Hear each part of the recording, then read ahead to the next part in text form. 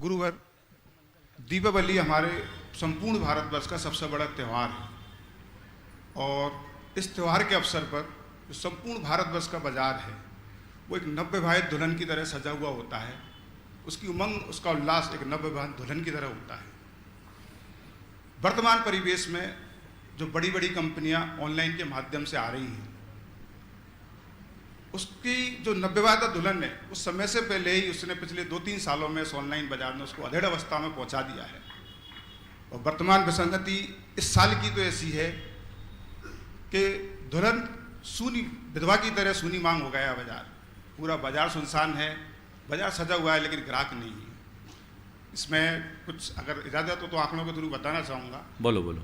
पिछले 3 से 4 साल में हमारा भारतीय बाजार में लगभग 1.5 करोड़ खुदरा व्यापारी हैं। एक परिवार में अगर हम मान के चले 5 लोग पलते हैं तो 7.5 करोड़ का निर्वाह होता है। फिर उन पर कई कर्मचारी होते हैं, सब कुछ होते हैं। लगभग ये आंकड़ा 20 करोड़ तक पहुंचता है। करीबन 18% भारतवर्ष में परिवारों की रोजी रोटी खुदरा व्यापार से चलती है।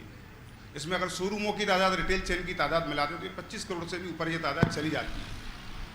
पिछले 4 सालों में टियर 2, टियर 3 मतलब जो छोटे शहर हैं, रतलाम जैसे या मंदसौर जैसे, ऐसे संपूर्ण भारतवर्ष में 500% की दर से ये पूरा बढ़ रहा है ऑनलाइन व्यापार।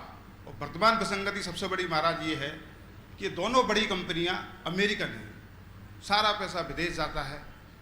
हमारा वर्तमान परिवेश, हमारी संस्कृति खत्म हो रही है, लोगों से मिलना जुलना, प्रेम भाव, ये व्यापार सब खत्म हो रहा है।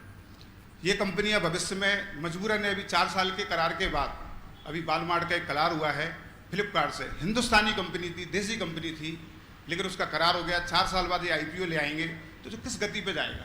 सन 2022 तक जो आंकड़े हैं वो बताते हैं कि 3100% की दर तक ये मार्केट पहुंच करके 45 से 50% मार्केट कवर कर लेगा। इतने बड़े संपूर्ण भारतवर्ष का अगर आधा बाजार ऑनलाइन में जाएगा और पैसा बाहर जाएगा तो महाराज ये तो धुरी खत्म हो जाएगी व्यापार की। कितने लोगों को बेरोजगारी, कितनी सारी चीज़ें बढ़ जाएंगी।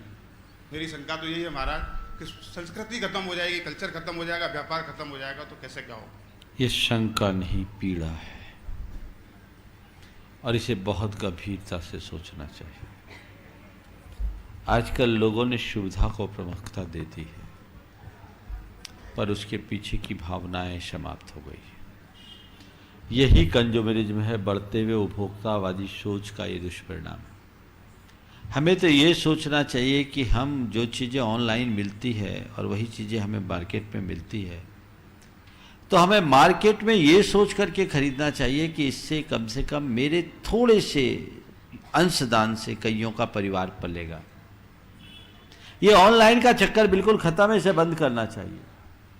मैं तो आप सबसे कहता हूं कि संकल्प लो, जितने लोगों तक ये बात पहुंचा सके पहुंचाओ। और ये तथ्य जिस तरीके से तुमने प्रस्तुत किए वो तथ्य दो कि आने वाले दिनों में क्या होगा। एक ईस्ट इंडिया कंपनी ने भारत को 300 साल तक गुलाम बना के रखा, आगे ऐसी तो हजारों कंपनियां, हम कहां जाएंगे।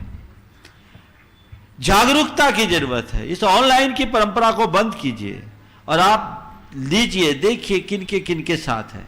बीच में तो लोगों ने सब्जियां भी ऐसा बेचना शुरू कर दिया था, उसके लिए बड़े बड़े मॉल खोल लिए थे। हमारे रोजी रोजगार चलाने वाले छोटे छोटे लोगों के मुंह से कौन निवाले उनने छीन लिए थे। हालांकि वो नहीं पनपे क्योंकि इतने लोगों की हाय लेकर चलने वाला व्यक्ति पनप नहीं सकता।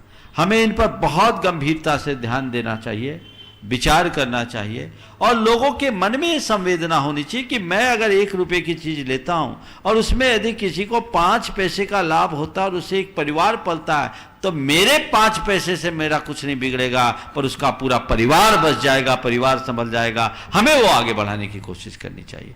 ये अगर दृष्टि होगी तो परिणाम बहुत अच्छे आएंगे। आपने जो बात कही है इसे जन जन तक पहुंचाइए, जन जन तक फैलाइए ताकि लोग सोचें और जो हमें बाजारों में प्राप्त होता है हम उसको प्रमुखता दें। अपने निहित स्वार्थ की पूर्ति के लिए ऑनलाइन के कंसेप्ट से अपने आप को बचाएं। ये एक समय की आवश्यकता है, इसका हर मंच से उद्घोष होना चाहिए, सभी को इसकी जानकारी देनी चाहिए।